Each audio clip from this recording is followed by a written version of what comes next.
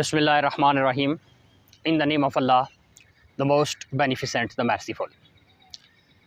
Classroom management कोई भी teacher उस वक्त तक इफ़ेक्टिवली नहीं पढ़ा सकता जब तक उसकी क्लास एक डिसिप्लिन्ड वे में मौजूद ना हो। ये क्लासरूम मैनेजमेंट टेक्निक्स क्या होती हैं, किस तरह से एक टीचर जो है वो अपनी क्लास को अच्छे तरीके से डिसिप्लिन के हवाले से तरतीब दे सकता है, बच्चों को किस तरह से मैनेज कर सकता है, आज की वीडियो में हम यही जानेंगे। Number 1, seating arrangement. Classroom management के हवाले से जो सबसे पहली ज़रूरी बात है वो है बच्चों की सीटिंग अरेंजमेंट।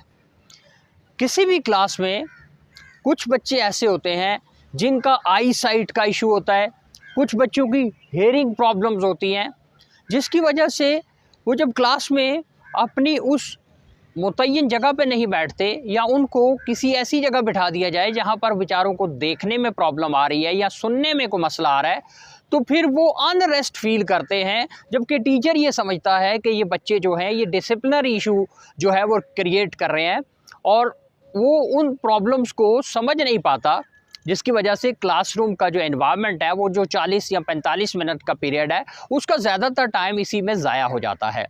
तो बच्चों को इन प्रॉब्लम्स को देखते हुए उनकी जो सीटिंग अरेंजमेंट है, उनको जो आपने बिठाना है वो उसको देख के उनको बिठाएं, ताकि उनके जो इश्यूज़ हैं वो जब एड्रेस हो जाएंगे तो क्लासरूम के अंदर ऑटोमेटिकली एक डिसिप्लिन की सिचुएशन जो है वो डेवलप हो जाएगी। Number 2, speak when students are attentive. जब भी कोई टीचर क्लासरूम के अंदर दाखिल होता है तो डेफिनेटली बच्चे जो हैं वो अपनी बातों में मगन हैं, मशगूल हैं और उनकी तवज्जो जो है वो टीचर की तरफ नहीं है। तो फिर एक जो टीचर है, अच्छा टीचर जो है, उसकी कोशिश ये होती है कि वो बच्चों के उस इशू को डिस्कस करने की बजाय वो बच्चों की तवज्जो हासिल करने के लिए कुछ ऐसी टेक्निक्स या ऐसी स्ट्रैटेजीज़ जो है वो अडॉप्ट करता है कि जिससे बच्चे ऑटोमेटिकली उस टीचर की तरफ अपनी तवज्जो को मरकूज़ कर लेते हैं।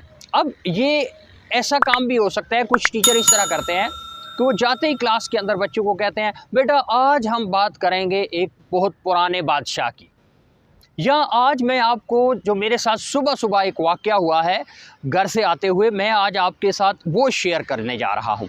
अब चूँकि बच्चों का एक ये रुझान है, उनकी एक नेचर होती है कि वो पढ़ाई के अलावा दूसरी कोई भी बात जो है उसको बड़ी तवज्जो से सुनते हैं।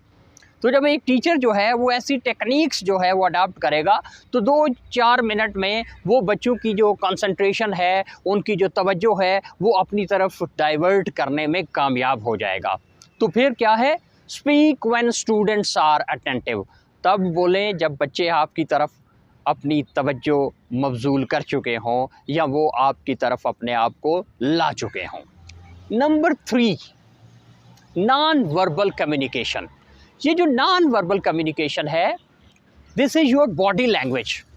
आप अपनी आईज से सिग्नल पास कर सकते हैं, आपके पोस्चर से बच्चों को मैसेज मिलना चाहिए, आपके हाथ के इशारे से, आपके देखने के आपका देखने का तरीका है उससे बच्चों को फील हो कि जो हमारे टीचर हैं वो हमें ये कहना चाह रहे हैं। ये जो नॉन वर्बल कम्युनिकेशन है, ये जो साइन लैंग्वेज है, ये जो आपके सिग्नल्स पास होते हैं आपके बॉडी पोस्चर से, आपकी बॉडी लैंग्वेज से, ये बहुत ज़्यादा इफ़ेक्टिव होते हैं क्लासरूम मैनेजमेंट के हवाले से।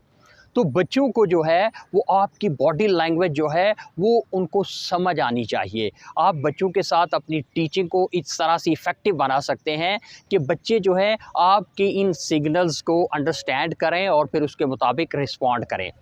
ये बॉडी लैंग्वेज आपकी बहुत ज़्यादा इफ़ेक्टिव है, आपकी नॉन वर्बल कम्युनिकेशन बहुत ज़्यादा इफ़ेक्टिव है, बजाय इसके कि आप बच्चों को बोल बोल के कुछ बताने जा रहे हो। नंबर 4, डिसिप्लिनरी इश्यूज़ और बिहेवियरल इश्यूज़। अब देखिए, एक क्लास के अंदर मुख्तलिफ़ कल्चर के बच्चे, मुख्तलिफ़ फैमिली बैकग्राउंड्स के बच्चे जो हैं वो मौजूद होते हैं। अब एक जो टीचर है उसकी इफ़ेक्टिव टीचिंग तभी होगी जब वो इन तमाम बच्चों का जो फैमिली बैकग्राउंड है उसको जानते हुए उनको एड्रेस करें।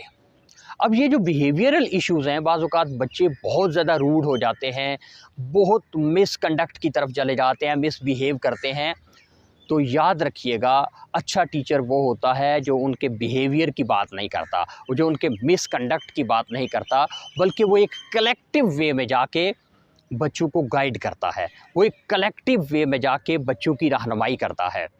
अब फिर ये जो इश्यूज़ हैं, फिर अगर हमने क्लास में एड्रेस नहीं करने तो कैसे करना है? एक तो पहली बात याद रखिएगा कि मुअल्लिम आज़म हज़रत मोहम्मद मुस्तफ़ा सल्लल्लाहु ताला अलैहि व सहबिही व बारका व सल्लमा का जो तरीक़ाकार रहा है, मफ़हूम अर्ज़ करूँगा कि जब आप ऐसी में कोई ऐसी बात देखते तो आका करीम सल्लल्लाहु अलैहि वसल्लम इंडिविजुअल को मुखातिब करके बात ना करते, बल्कि आप आका करीम सल्लल्लाहु ताला अलैहि व सहबिही व बारका व सल्लमा फरमाते, न जाने लोगों को क्या हो गया है, लोग ऐसा क्यों करते हैं जबकि उनको ऐसा नहीं करना चाहिए। तो जब एक टीचर जो है बच्चे की सेल्फ़ रिस्पेक्ट को मद्देनज़र रखते हुए एक कलेक्टिव काज पे बात करेगा, तो जिसको आपने मैसेज पहुंचाना है उस तक वो मैसेज पहुंच जाएगा। लेकिन एक बात याद रखने की है कि ऐसे जो बिहेवियरल इश्यूज़ हैं, इनको आपने एड्रेस करना है क्विकली एंड वाइजली। वो कैसे? क्लास के बाद आप ऐसे बच्चों को अपने पास बुलाएं और फिर उनकी रहनुमाई करें कि किसी को तन्हाई में की गई नसीहत जो है वो बहुत ज़्यादा फ़ायदेमंद होती है और वो उसको संवारने में मदद देती है। फिर अगली बहुत ही अहम बात है, वो है इंडिविजुअल डिफरेंसेस। इंडिविजुअल डिफरेंसेस जो हैं, हर बच्चा जो है वो इंटेलेक्चुअल वे में, वो फिज़िकली, वो मेंटली दूसरे बच्चे से मुख्तलिफ होता है, और यही कायनात का एक खूबसूरत इम्तिज़ाज है। यही अल्लाह रब्बुल इज़्ज़त की तहलीक का लोगों के लिए एक खूबसूरत अंदाज़ है कि अल्लाह ने हर एक को जुदा जुदा बनाया है। अगर कद, जसामत, शक्ल के लिहाज से जुदा जुदा होना हमें समझ आता है, तो लोगों का मेंटली, इंटेलेक्चुअली डिफरेंट होना, एक दूसरे से मुख्तलिफ होना हमें समझ क्यों नहीं आता। इसलिए इफ़ेक्टिव टीचिंग में इंडिविजुअल डिफरेंसेस को मद्देनज़र रखना बहुत ज़्यादा मानी रखता है। इसलिए आपकी क्लासरूम मैनेजमेंट में जब एक टीचर इन चीज़ों को समझते हुए बच्चों के साथ मुखातिब होगा, तो बच्चे जो हैं वो आपकी बात को तवज्जो से सुनेंगे और हर बच्चा यही समझेगा कि ये बात मेरे लिए है। आखिरी बात जो कि किसी भी टीचर की क्लासरूम मैनेजमेंट के हवाले से बहुत अहम है, वो है well prepared before going to class and effective lesson planning.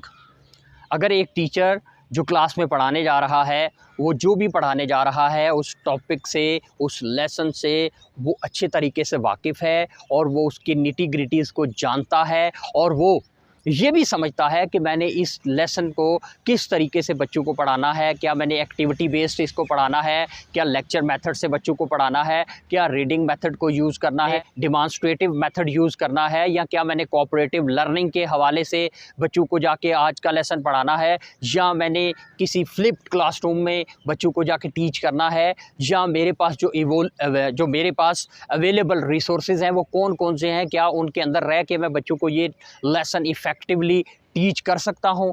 तो फिर भी क्लास की जो मैनेजमेंट है वो बहुत ज़्यादा सूटेबल और फिजिबल हो जाती है। ये वो चंद प्रैक्टिकल टिप्स हैं जिन पे एक टीचर अमल करके अपनी क्लासरूम टीचिंग को बेहतर कर सकता है, क्लासरूम मैनेजमेंट को इफ़ेक्टिव बना सकता है और इस तरह से अपने रिज़ल्ट्स को इम्प्रूव कर सकता है। आपकी फेम, आपकी रिस्पेक्ट आपके क्लासरूम मैनेजमेंट के साथ जुड़ी हुई है, लिंक्ड है। तो इन टिप्स पर अमल करें और अपनी टीचिंग को इफ़ेक्टिव बनाएं। आज की वीडियो आपके लिए। अगर आपको ये वीडियो अच्छी लगे, इस वीडियो को लाजमी लाइक करें। हमारे चैनल पर नए हैं तो हमारे चैनल को सब्सक्राइब कर लें, बेल आइकन को ज़रा सा प्रेस कर दें और दूसरों के साथ शेयर करें। अपना बहुत सारा ख्याल रखिएगा। आपका अपना मोहम्मद ताहिर रब्बानी।